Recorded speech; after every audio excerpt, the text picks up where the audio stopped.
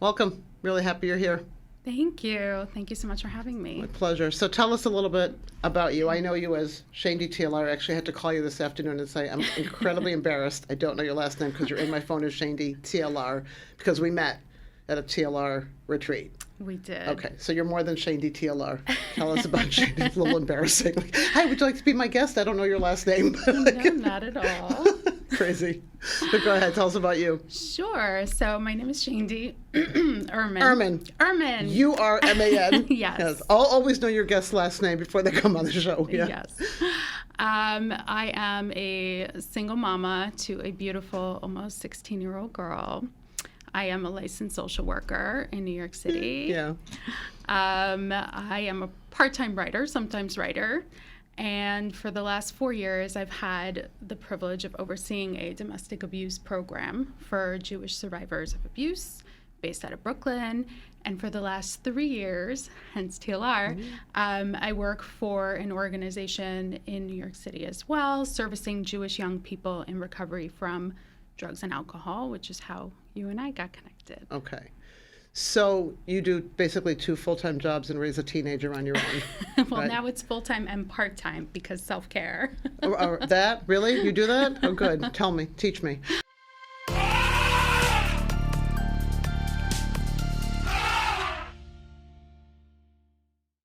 So why social work? Why social work? Such a good question. There you go. I win. 2 minutes in. Okay. Yes. So I actually didn't know that I wanted to do social work probably till I was close to 30. It's very much a second career for me. What was the first one? The first one was working at a newspaper. No a Jewish kidding. newspaper for 10 consecutive years. Which paper? The Jewish Press. You worked at the Jewish Press? I did. I forget what we're talking about. What did you do at the Jewish Press? I did advertising, and then towards the end, I was coordinating some of their extracurricular magazines. Really? Mental health magazines. That is so interesting. Simcha magazines, things like that. Did you like that? I did. Yeah. I mean, I was there for 10 years. Wow. I had no idea. Okay. Yeah. So social work is not something I thought of or was introduced to, really. I didn't even know what that was, what that entailed. I sort of fell into it.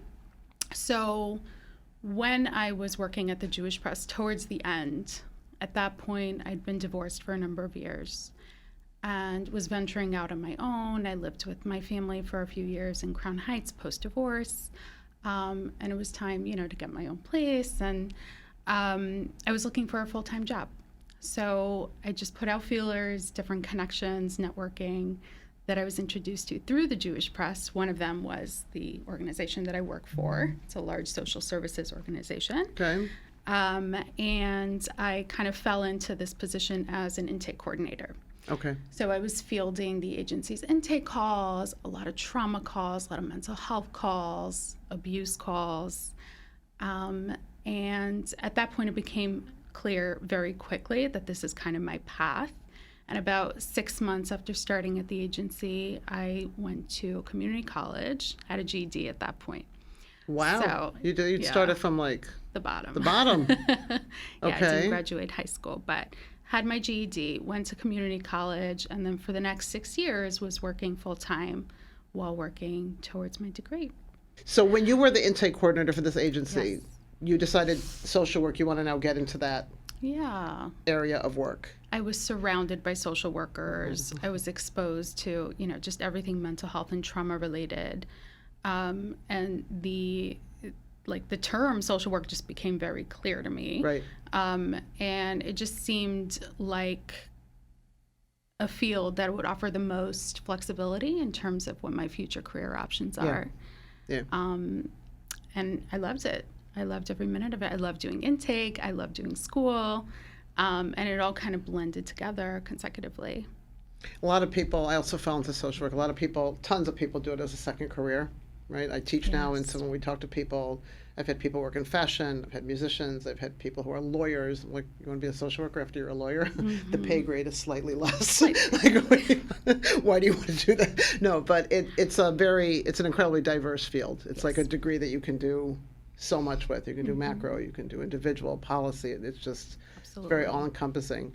Yes. But then what led you down to domestic violence? That's not an easy one. No, It's not an easy one. But it was kind of natural for me because going back to school to get my social work degree was very much in line with my wanting to contribute to the DV, domestic violence field in particular. Specifically. Okay. So 4 years ago, I'm in grad school. I'm there for a year, and a position opened in my agency's DV department to supervise the department. And so I took that as my internship, actually. Okay. So that was my second year internship. And then, gradually that became my full time. I stepped away from intake because it became very consuming. And I've been doing that for 4 years. And you do a great job. Thank you. So when I went to social work school, and I also was a mature student, let's put it that way, and I do addiction. And in addiction, the statistics tell you that 70% of people who go into any type of addiction, counseling type of programs, education, are either in recovery themselves or have a family member or something. They had an experience with it. Yes. And that's a very high statistic, right? Like 70% of cardiologists have not had a heart attack, and 70% of ophthalmologists have not had eye surgery. So it's a very interesting statistic, and that whole concept of the wounded healer. Yes. So when I went into social work school, I also had no idea what a social worker was, zero. I also just kind of fell into it in a pretty desperate time. I knew I wanted to do something in mental health, and I also thought the degree offered just the largest opportunities. But I was passionate about going into addiction because I fell into that 70%. I'm like, I have now this lived experience, very difficult experience, but I grew tremendously, and I want to now, kind of give back. But before I did that, if you would have told me there was addiction in our community, I was like, no. I was like, that little mama baking and being like, no, we don't have addiction. We don't drink. That's for, others. No. We don't. Sure. We don't do that. The first time I heard the term sex addiction, I promise you, I was just like, so what's the problem? So you like to, whatever, like, why is this an issue for people? I literally had no idea. Embarrassing to say, but literally I had at zero. Before you started doing this, did you think the community has domestic violence? Were you just kind of thinking like, no, that's just what we hear. We don't really do that in our world. Right. I definitely knew that it existed because I was taking all of these calls at the agency and hearing it firsthand over and over again. At that point, I was handling pretty much all of the agency's DV calls. And so I would hear the stories, I would meet the women, and I'm a survivor myself, so I definitely know that it exists, and I know that it exists in a way that's far more prevalent than people would like to admit or think about or accept. Like addiction. Like addiction. Right. Exactly. Was it hard for you, like with your family, when you needed the help in your own relationship? Were you given like advice that a lot of my clients are given? Like, let's say they're married to men with sex addiction, and they go to their people, and they're like, well, just be more available for your husband. Do this, which is like taking an alcoholic to a bar and saying, just buy him a drink. And I don't think it's malicious. I just think people are not educated.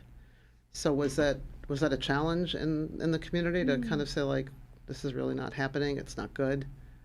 So my experience is actually the opposite. My family very much wanted me to kind of break away because they did see what was happening. And I think something that's so common for survivors is that there is a denial phase, again, much like addiction, but there is a denial phase because who wants to admit that they're being victimized? Who wants to identify with the word abuse or the word victim? And then what, right? If you come to accept that, your life essentially goes up in smoke, and then what? And then what? So my family was very supportive of my leaving. I was not supportive of my leaving. And my experience was very much being kind of forced into an exit that I didn't want. So you were not supportive of your leaving. Why not? Because I had a home and a husband and a father to my child, and I think most importantly, this image of how it's all supposed to be. And DV is very gradual. It's very insidious. which means that there are always good times to look back on and good times to hope for, right? Until there isn't. But it's not like we go on first dates, especially not in our community. We don't go on first dates and get slapped across the face. Right. Who would ever Right. go on a second date, right? It's usually a very generous, charming person that we're meeting with. And it's very, very confusing, which is really what I think people have a hard time understanding. Because sometimes he is great. Right. Especially to other people. Right. Right? Right. So that confusion, what I've learned from doing this work is it's intentional and it's intended to keep the survivor, the victim, in the dark about what's really happening. Right. And it's that confusion that kind of, it's like, I'm going to terrorize you, but then I'm going to be just so wonderful and the same guy that I was when we first started dating, and you're always going to kind of lean into that hope that you can get back there, because I just saw it yesterday. Right. As long as you're better, and as long as you do something better. Exactly. Right. As long as you keep the house better and you're prettier and you're more attentive and you're more everything. More everything. More everything. Yeah. I worked with a woman once who was in an incredibly difficult marriage. You know, as a social worker, you work with your own countertransference, and I'm like, why are you with this guy? I mean, like, there was nothing to it. He was abusive. No money. She was doing everything. I mean, just worn down to the core. And I said, so what does this relationship give you? Like, why you, and we're talking about 20 plus years. We're talking about 2 years or 3 years. I'm like, so what does this give you? I'll never forget what she said to me. She said, well, I have somebody to walk home from synagogue with, and the neighbors see that I'm walking with my husband. Wow. I couldn't help myself, Shaindy. No judgment on my career. Please refer people to me. I said, do you really think the neighbors care that much when you're walking? Like, that's the entire premise of why you're staying in this absolutely miserable marriage. Miserable. Right. No money. Abusive. She did everything from cook, wash, clean, the kids, a job. He did. Yeah. I'm like, Right. and it's that important for you how this looks on the Sabbath to walk home with the husband. And she looked at me and she said, yeah. Right. Okay. Because I think it also speaks to identity. Yeah. Who are we without this image, especially in the community, right? Nobody. Who wants to get divorced to begin with, and then who wants to get divorced and be a victim of TV? Right. And it's not like we can then, go out Thursday night or Sunday night to a bar or dancing and socialize in that way and maybe meet some guy that you just like and want to strike up a relationship with. It's not allowed. So you may be signing up for a life of real loneliness in that aspect. Right. And that's very frightening. Yes. That's really, wow. Yes. So what was the final, like, okay, I that's it, I have to. Well, without getting like too much into the thick of it, but he left. That was really Isn't that great? that was the greatest gift that I was ever given in my life, was him leaving. Don't worry, my ex-husband also left. Not only did he leave, but he sent a mutual person we know to tell me that he's leaving. Like, all those songs that tell you the wife is the last to know. Yeah, it's true, because there I open the door and they're like, we have something to tell you. I'm like, okay. And they start to tell me what his plans are. 25 years into a marriage and 11 kids later, I'm like, you're here to tell me that? Like, yeah. And I was just like, wow. Yeah. Right. So, the last to know. I don't even not even worthy of you're not even telling me you're leaving. Okay, never mind. We're not going there. Yeah. So he left. He left. Thank God. In a very, very traumatic way. And then what people I think also don't always recognize is that abuse tends to escalate when someone's leaving. So even though he did leave, simultaneously he was escalating to the point of real safety issues and risks. So it was the hardest point in my life, but it was also transformative and the best gift I could have received. Yeah. And it took 9 months until I emotionally and psychologically was able to kind of come to terms with it while the abuse was really, really escalating. But it took about 9 months until I received my get, until I was able to take steps towards fully exiting the relationship, even, being in contact with him and everything. And I really look at that as kind of a rebirth. Yeah, right? 9 months. Just 9 months. Right. You have an incredible sense of calm. I mean, just the epitome of zen and serenity. Oh my gosh, don't I'm ask my daughter. I'm just listening to you like, it's like literal recovery is surrounding you. It's like, I had a rebirth. And I'm just like, and I'm like, can I just get up and give you a hug and scream? I'm feeling very emotional over here. Yeah. Well, thank you. That's high praise. It's amazing. Is that something you learned? Is that you? I mean, it's great. I'm not sure. It's really incredible. Thank you. But you're at peace. I'm at peace. Yes, I'm definitely at a point of peace. And I think the crazy part is that you really don't know what direction your life will take after something like this. And that's true for anything. It's true for a loss of any sort. Right. It's true for, recovery from addiction, et cetera, recovery from a trauma. You don't know what the next steps are. But what tends to happen, and you don't know it while you're in it because you have blinders on, right. But what tends to happen is really just something very beautiful afterwards, right. And like a rebirth of some sort. I do some public speaking, and a lot of times I start out with, if you would have told me at 18 what my life was going to look like now, I don't know if I'd burst out crying or burst out laughing. Like, I'm not quite sure or both. Like, no way, really? You were 18. I was 19 when I married the first time. Wow. And wait, you have like this whole vision and the dishes, the furniture, what your kids are going to look like, what this life is going to look like, and you really believe it. Like, this is the little primrose, path I'm going down until it implodes, and you're not. How closely related in our community is the addiction with the domestic violence? Do you see like it as, because you're working in both worlds, which gives you a really unique perspective? I'm working in both worlds, and there is a lot of overlap, interestingly. So what I'm seeing on my DV work end is a lot of referrals coming in for people who are experiencing like active addiction by their spouse, and identifying as DV, and it may not necessarily be DV, and kind of the other way around. So what I mean by that is, for somebody who's married, for example, or partnered, and their partner is in active addiction and using, what I found is that there are incidents of abuse that can happen, for sure.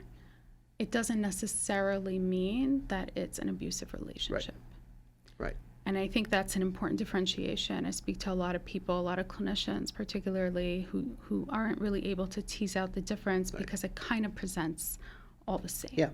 But once if the person can get in recovery and they can get off the substance or behavior, they become a recovered individual who's really a very nice, kind individual who is on psychoactive substances that impact their behaviors. Right. And sometimes they get off the substances and behavior, and you're left with a very glaring personality disorder or an abusive person that it's not going to go away with recovery. Exactly. It's just, sometimes it's even more pronounced because the addiction kind of tamped down the the personality part of it. Then you take that away, and that part just emerges. Oh, absolutely. We work with clients. Force. Some of them have partners who are, let's say, abusing whatever substances. Like, there are some clients who their husband is just smoking weed all day. Let's just go with that example. The minute he seeks recovery and stops, we're nervous for her safety, right? Because he doesn't have his medicine. Right. He doesn't have that thing that subdues him and kind of keeps him in check. Right. So there's overlap in so many ways here. How do you handle it? How many calls are you fielding a day in domestic violence? Like, what? Let's get the elephant onto the table. How many calls are coming into your one agency? This is important. Yeah. I started this podcast, as you know, in memory of my son, and I want people to just, not to disparage. I'm not to disparage, but if you don't talk about it, if you don't name it and tame it, it's never going to continue to. Absolutely. Right. The only reason I think we're where we are with addiction in our community, which is not yet there, but far better than when I first started out, is because it keeps being now talked about and educated, and programs and more programs. So I think this is. So how many calls do you think you get a day? So I don't have July's numbers yet, but May. Look how efficient you are. You actually have a report. I actually have data. Yeah, the joys of being an administrator. Oh, good. Can you move in with me and organize my entire life? Thank you. I'll treat you very nicely. Pick As any long as there's closet, any cookies. folder, just do it. I need help. Yeah. Reportable numbers. I need MA, Mess Anonymous. Go ahead. Yeah. So what? So May we had 17 new calls, and June we had 10 new calls. So remember, the agency is focused specifically on the Jewish community, right? If you speak to the National DV hotline, their numbers are in the hundreds a month. So it's very prevalent, and I think it's also, when I'm doing data, it's very important to recognize that the people who are calling are at a point where they're calling a shelter program, right? So how many people are there who are not. Are not. Many more. Yes, so many more. So that's like a pretty significant indication, because that narrows it down to generally the frum community. Right.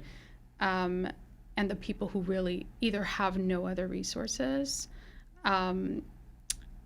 or, they somehow heard about us and got connected, but it's certainly not indicative of the numbers many that there other are, people. right? Absolutely. And the people who call you are at the point where they actually need shelter. They need to physically get away. Mostly, because ours is a shelter program. We operate several safe dwellings at confidential locations, and it's a really hard thing to live in a shelter.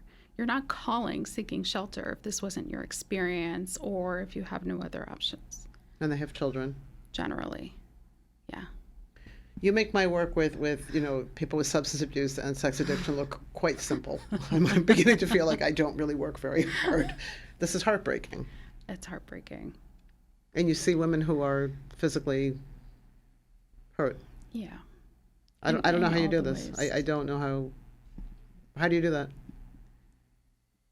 I have to, because I do it because I have to. I do it because I can't remember the last time listening to a podcast that talked about this. I can't remember the last influencer talking about this. I think that we as a community talk about addiction. We talk about childhood sexual abuse, which is wonderful, wonderful progress, and it's out in the open to some extent. Yep. We don't talk about partner violence. Exactly. And People that's don't have why I a wanted you basic- to come, because it's not talked about. Exactly. It's not talked about. And to the point that I was speaking to a group of clinicians recently, and we just started off with the basics. We started with the definition, and that conversation must have been 20 to 30 minutes. People did not have a basic definition of what it is. People have these misconceptions about what it is, and we're talking about people in the field. So if we're gonna have to go get ice cream after this. Yeah, go ahead. A lot of ice cream. Yes. So give me a misconception that just really made you step back and say, wow, this is a little upsetting. Yeah. Well, some misconceptions are that it only happens to women. That's absolutely not true. It doesn't happen in the frum community. Also not true. It doesn't happen if he's a well-respected, beloved rabbi or teacher or community member, or some wealthy community member. It must be his alcoholism. It must be his addiction. It must be his personality order. He's not responsible for his behavior because it's his mental illness, right? He can't help it. It's an anger problem. My favorite misconception. Why is that your favorite one? Because I think that people really lean into that, because it would explain so much. If you lose control and you get angry, of course you're going to explode. But the interesting thing is that in DV cases, it's usually directed towards one person. Mm-hmm. So somehow they're able to turn off their anger problem on and off around others. And they're able to kind of dictate the parameters of how far they're willing to go. So there's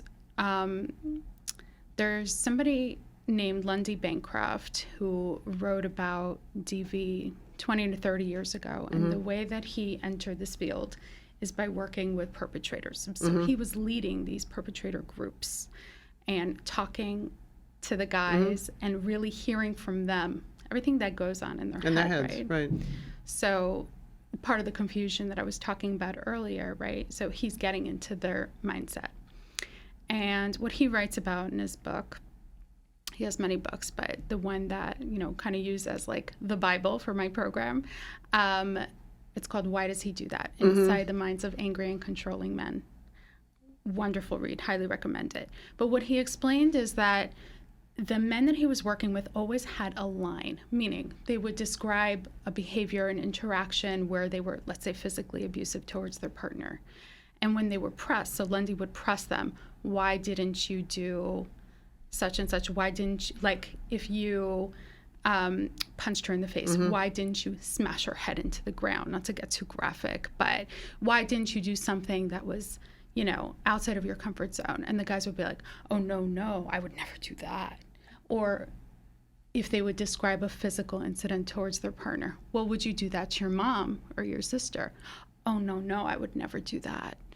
And what he talks about is really being able to control themselves, right? Which kind of goes back to the myth. I think people think that it's a loss of control and it's an anger problem. When you take a closer look, you'll notice that actually they're very much in control. So what is it? What is it? Is it? I don't want to say the wrong. I don't want to flunk out of social work. Is it just a total power play? Is it a deep, deep hatred of women, of mommy, of what? What is it? I think that it's both, and other external factors. But really, it's about power and control. That's kind of the baseline of it, and a gradual maintaining and gaining power and control, right? So when you're in that state where you're able to like manipulate somebody or coerce someone or control somebody, and you'll kind of step back and be like, oh wait, there's no ramifications, there's no consequences. Maybe it feels bad for a minute, maybe it doesn't, but then generally they push and it escalates in that way until what we find is a power and control wheel and a cycle of abuse. So what the cycle generally looks like is there'll be like a baseline of everything being fine and normal, and then slowly, kind of like when you have a pot of water on the stove, right? And the bubbles start coming, and it's starting, it's not boiling yet, but something is simmering. And she's usually able to sense that. Oh, sure, yeah. But there's nothing really to point to, right? He's not doing anything. It's just an energy. Thank you. Yeah, there's tension in the air. Exactly. And of course, she goes into overdrive of let me do everything perfect and better now. Exactly. How can we go back to baseline? And then of course it reaches a boiling point. There's an episode, whether it's psychological, emotional, verbal, sexual, financial, whatever it is, physical. And then generally, especially in the beginning, there's a honeymoon phase, right? So there are apologies and there's promises of never doing it again. And it's so easy to get swept back into it. And gifts and great sex and romance and everything. I love you so much and you're my baby and I'll never do it again. And the cycle continues. This is a lot. It's really a lot.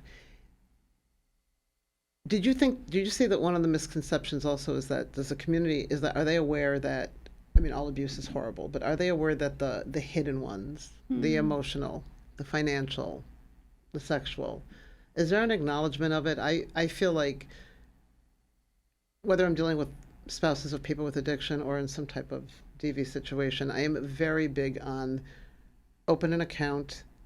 I don't care what it is you do, right? My marriage and split was a financial, nightmare. I did not have a bank account for 25 years. I know you're looking at me. I did not. I literally. You see that all the time. Right. I would go to pay for groceries and the card would be declined. And I was married to a professional who was making tons of money. And I am very big on telling women, you have to be able to, I don't care if you put $1 a week in that, you have to have some money. And a therapist told me that and she was like, open an account. I was like, open an account. She's like, open an account. I'm like, what a concept. I hadn't had an account since I was 16 years old. Like at 16 I had when I put my little babysitting money in there. But here I am, 42. And I have not had a bank account in that many years. Wow. So I feel like economic freedom or independence or some type of I have my money is a very big step, right? Like get any type of work, anything. Absolutely. First of all, to give you another identity, something that you can do that makes you feel good or that somebody values you, and then put some money away. Yeah. And I guess what I'm asking you is the community, when they have all these misconceptions, are they aware of the economic abuse that goes on? I think that we are leaps and bounds away from where we should be in terms of understanding. Which means you'll come all of back here many this. times and talk about this. It's important. I We hope so. That's why I'm here. I think that, there's a lot of education that needs to be imparted on the community. And a lot of it is cultural, right? So we grow up learning the concept of like being an anxious child, and what do we learn in college class? We learn how to, certainly when I was in college class, be the partner, be the completion of his. not even the partner, be like, he's the king Right. of the house, right? That was my experience Right. with my college teacher, but I remember her sharing a story of like the ultimate self-sacrifice where she went on this trip even though she was sick as a dog, and she did it for her kids and her husband, and this was like the example that she was telling me to be, teaching me to be. And these Oi. messages are Can I say oi? Oi. but it's from birth, again, at least that was my experience. These messages are seeped in, and what messages do we want to tell our girls and our women? So where's this coming from? If you really are a religious person, and I am, women are really, I've always felt that our religion, if you do it the right way, really treats women pretty well. Yeah. You have, you're entitled to certain things in the marriage, you're there's things that you're supposed to have. And Yeah. so where, in your opinion, where have we gone Right. wrong? Right. The religion itself is not an Right. Jewish, anti-female religion. Women Absolutely. are very lauded and have a Absolutely. very special place in society and are known as that. So where have we messed up? Like, what Yeah. happened to us? I'm a big believer in teaching our boys and our men how to treat women. You got a lot of I work to think do. that We're gonna have my to, goodness. yeah. But the world at large also, even just, societally, and the relationships that I have with outside DV agencies that aren't Jewish by any means, a lot of the kind of chatter is removing the responsibility as much off of the women and girls to fix this problem, Right. because it's not a women's issue. That was the man's issue. Yeah. Right. And it's a societal It's a issue. societal issue. And it's kind of like, I like to give the example of walking down the street and a crime's committed against you, you're mugged or something, and then placing all of the responsibility on The that victim. person, the victim, Yeah. victim blaming, Yeah. right? So how dare you walk in the street at night? How Exactly. dare you walk down the street at all? Okay, now you've got me going. Okay, now, sorry, but I have to talk. This is my therapy session. In my value nested class, and we talk about this like feminist theory, and this woman writes a paper. It's an excellent paper, and she's also a social worker on her internship, and she's very feminist, and it's her whole journey of whatever she does. Anyway, she talks about from the very beginning how women, part of what is oppressive for women, and I thought about this so long and hard, is we don't have freedom of movement. You're not going to go into a parking garage by yourself at night. You're going to think twice before you walk down a street in Brooklyn alone at night. You're not going to wear high heels if you know that you might have to run, Yes. right? And before, I have my practice now in my house, right? But before I was in offices and late, people like to be seen late. Let's say I would come to the office and all the parking spaces were done. So I would park, but then at 6 o'clock in the evening, I would go out, repark my car as close to the door as possible. And one of the offices was in a very upper middle class area. And then I would finish, it's me in the building alone, right? And call somebody in my family, like, okay, I'm done, stay with me. And then, okay, I'm in the elevator now. And then get to the front door. And it was a keyed building and a beautiful, right? Hold the keys, hold my bag, see where the car is, have the clicker, right? 1, 2, 3, click, click, click, click, get in the car, slam the door, put the engine on, Yes. like a bunny in the forest. Right. This is insane. It's insane. It's insane. Because and when I read that in the article, you have restriction of movement, I thought, spot on. Yeah. I will not park in a garage. Yeah. I won't. I am. Right. No. If it's a valet, sure. But I'm not going up by myself 4 or 5. I'm scared. I am scared. For a valid reason. there are no consequences. There are no consequences. There are none. I mean, the clients that we work with, the families we work with, none of the perpetrators are in jail. There's very little consequences that happen. What happens to them? Why? I sound like a 2-year-old. Why? Why? It's known. So a woman is out, and then I was going to ask you, put the pink. Did anybody ever die? Yep, we had a death last year. Now I'm going to start crying. Yeah, Yeah. that's part of it, right? And what happened to the perpetrator? I'm not sure because she's a former client, so I'm not really privy to the details, but he was very well connected and a very, very powerful person. To my knowledge, I'm done. to my knowledge, it wasn't actually linked with him. He was able to cover it up quite well, but I can't. So she just mysteriously had a heart attack in her sleep and died. Poor thing. in her apartment, just found dead. Yeah. This is serious, you know? And he was never prosecuted. To my knowledge, no. Wealth and power go a long way. Yeah. I mean, you must have felt sick. Yeah. No, it was tragic and horrible. It's our worst nightmare doing this work. Absolutely. So why are they not? Why is there not any legal? I mean, where is this? What's? Why are there no consequences? I mean, you're telling me that every rabbi, every rich person, every what's called an askin, every community leader is just like, okay. No, not necessarily. But if you kind of take a look at the get movement, so, right, I mean, which is, of course, power over another person. But it's such a battle and it's such a fight, and only very recently has gotten so much attention. In the last, since COVID, maybe post-COVID, last 5 years. Before that, Nobody there cared, were always a gunot.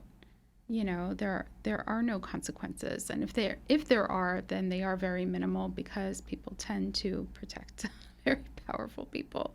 So I'll give you an example. We moved a family into our shelter yesterday, and yes, incredible woman, powerful, strong. I mean, just the best mom. And what she shared with us is that she has mostly girls, and she wanted to model for them what boundaries are, what leaving an unsafe situation looks like, and she's experiencing like the real deal, like heavy duty abuse. The entire day we're doing the move in, and it's a very involved thing to move someone in. We're doing paperwork, we're getting groceries, we're bringing the family over. It's a whole day thing with the whole team. And it usually is raining. Actually, it didn't rain yesterday. I made that observation. I usually say that the skies are crying when we move someone into shelter. But yesterday it did not rain. Anyway, we're moving her in, and all day her phone is blowing up. She's getting calls from him. She's getting calls from all these random numbers, block numbers, all day, repeatedly. And he's just calling to see where she is? Well, she really doesn't have the ability to leave, like, ever. So the fact that she was gone for a few hours definitely sent. She's like a prisoner in that house? Absolutely.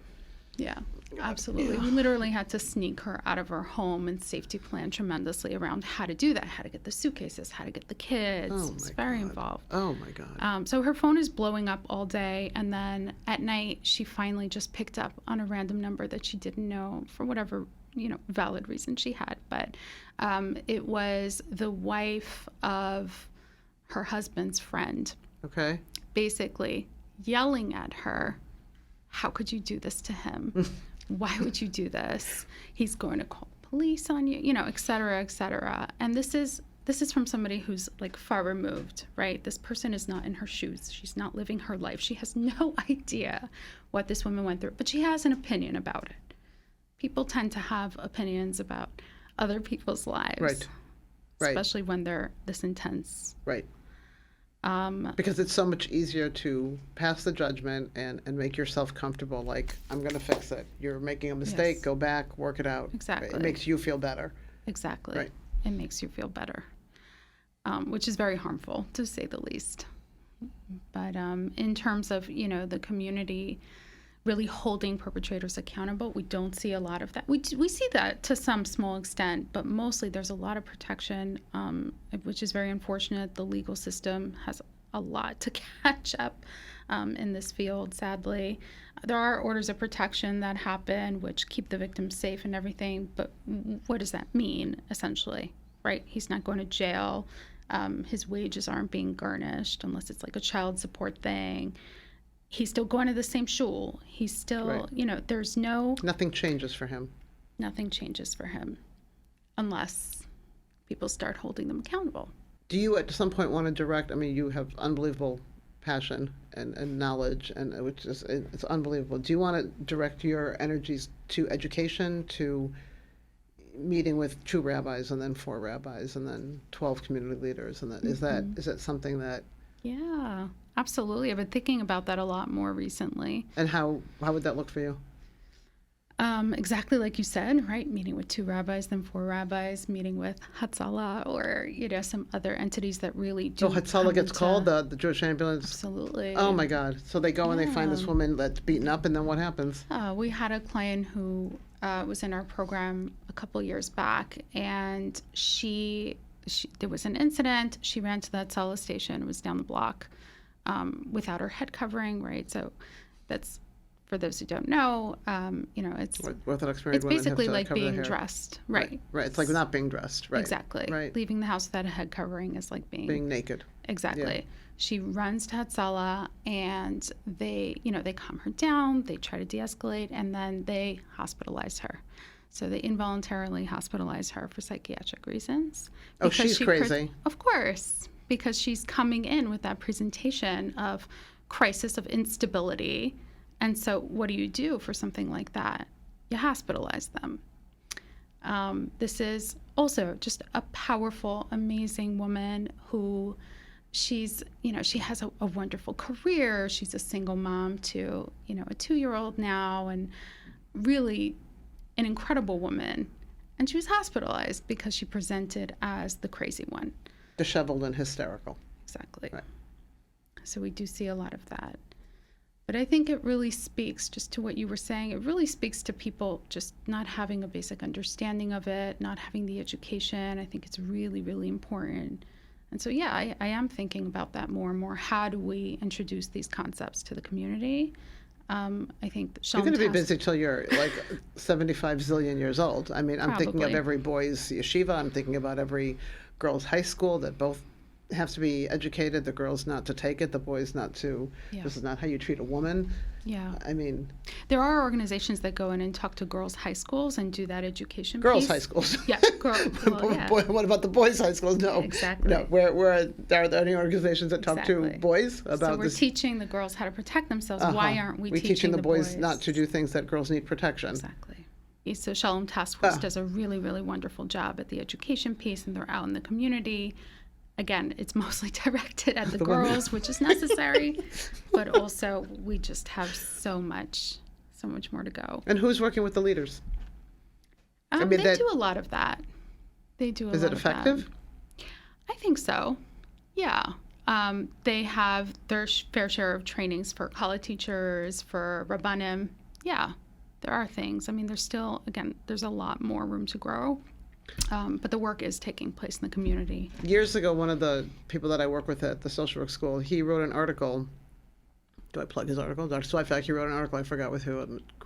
Anyway, his study was talking to mikveh attendants and how to, if they recognize signs of abuse, and what do they do or how do they do. And I know that there are programs now to train women attend at the mikveh to look for, even if they don't see bruising or burning or cutting or anything like that, but to look for something like the woman is taking an inordinate amount of time, does not want to leave, does not want to go home, does... So important. Yeah, to be able to recognize that and not to turn away. I think it should be mandatory for all mikveh attendants, for all college teachers. When you move a family into the shelter, how do you know the kids aren't going to get out and contact the father, like with all that gaslighting and that enmeshment? Right. So a lot of the screening that we do is around, well, what is the relationship with the dad like for the kids? If they have older boys especially, are the children aligned with him? And really our suggestion is don't say anything till the day of. So she was in our offices with all her kids, and there's a pie of pizza, and there's sodas, and there's toys, and it's just a mess. It's just a lot of chaos. Right. And the kids know something's up, right? But then once they leave and they're in this undisclosed Right. shelter, how do you know they're not going to go to the nearest, get a phone and be like, hi, we're on, you know, Right. Avenue J and 20th or something? Right. So it goes back to what's the relationship like with dad? Do they have their own devices? Will they be speaking to dad? Is there an order of protection in place that limits contact with the kids? Would he go to the schools or camps to pick them up? So we do like Yes, as much. yes, and yes, yeah. Right. But if there's an order of protection in place, maybe that's, helpful. Screening, and then we're constantly safety planning and re-safety planning and re-safety planning as things develop constantly. I worked in Brooklyn many years ago. I was just starting out my practice, and I'll never forget, it was a woman, exactly as you're describing. Beautiful, such a beautiful woman. Sweetest little kids, sweetest, because sometimes she'd bring them because they're right. Same thing. His parents were insanely well connected, insanely wealthy. And I remember she called me one night. It was like November, so it gets dark early, and it was raining, like pelting, that cold, like it should rather snow. That's actually like a little nicer, but that cold, sleety. And she has these like two little babies, and she goes home, and he changed the locks. She's locked up. Me too. Oh, Yeah, just locked out. I'm like, All my now I'm stuff's crying. inside. My winter coat. Yeah. I didn't have my baby's car seat. Just Thank locked you. out, and your Locked out. your 7-year relationship is gone. Bye. Yeah, and she's standing there in the pouring rain Yeah. with these two babies. Of course, they're starving, and it's freezing. And she's trying and trying. And of course, she's calling him, and he refuses to answer. And she called me. And this was very early on in my practice. I remember thinking, like, what? Like, I told her to go to the police. I'm like, it's your home. You have babies. You have to be able to. So what did you do? You're locked out. So then what? I mean, you have your daughter with you? I had my daughter with me. And you're locked out. Yes. On Simchas Torah.